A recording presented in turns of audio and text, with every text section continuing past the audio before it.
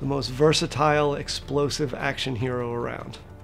Yeah, that's a tough question. Badass. I mean, he isn't really a good guy, is he? We are focusing a little bit more on Rico this time around to show him his personality that has sort of been hidden in the first two games.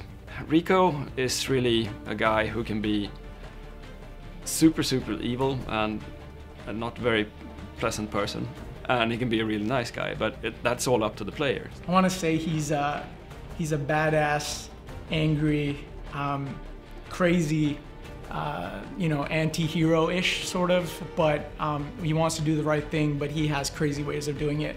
And so for us in this project specifically, Rico is the savior coming back to retake his home.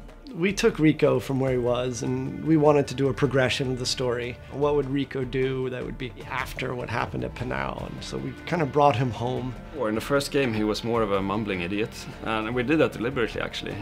We did want to tone down his persona and let the world be the character, and that's sort of been the character of the Just Cause games until now. He's gotten older. He's, you know, got his scars from all his years in Panau and San Espirito, and we wanted to give him that background. What would it be like if you were a person who had set off a nuke twice? Seems a pretty intense thing for a single person to have done, freeing a nation from a dictator.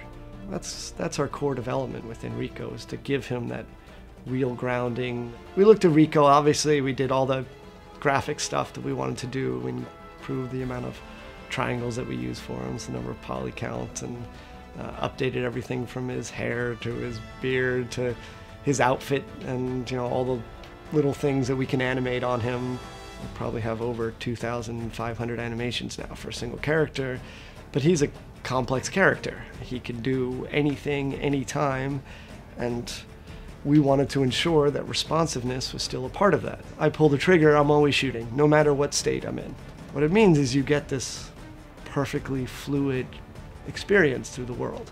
We definitely wanted to bring a sense of groundedness and physicality to Rico. We wanted to give him real weight in what he was doing in terms of the animation tech that we developed, and also the animations. And we're using real motion capture now, which was really a big step up in terms of the projects. But what we didn't want to lose was the responsiveness. We didn't want to lose his ability to do things quickly, move quickly.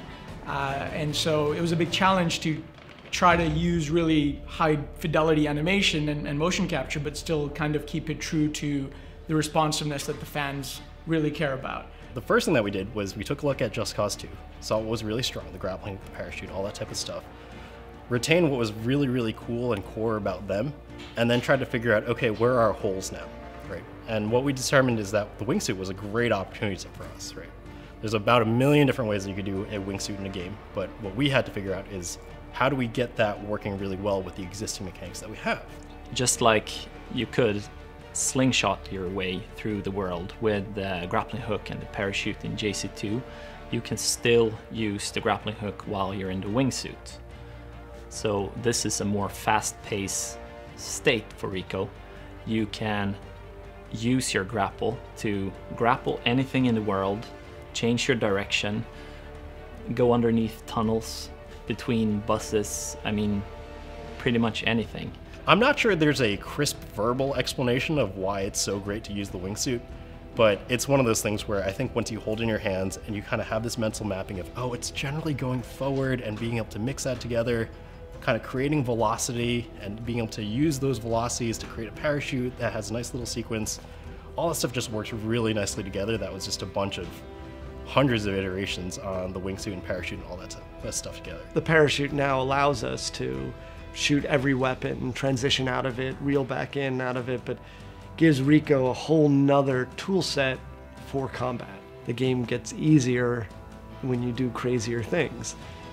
We upgraded his grapple hook, so the grapple hook looks cool and sleek and has a bit more of a modern feel to it. We also have some cool stuff for the dual tether, right, with the grappling hook where you get to kind of tether things together. First, we took a lot of inspiration from the modding community. We let you have more tethers, and it turns out they're absolutely right, like they usually are. and it is more fun to be able to have more than one tether. One of the things we wanted to make sure was moving around the world in a very vertical world in this playground had to be amusing. And a lot of games do an open world, but then it can be a little tedious, and after a while you just start jumping around using fast travel. We wanted to try to create an experience where just moving to the other position was fun. That piece of picking up a controller and just having an enormous amount of fun is why we're all in this business to start with.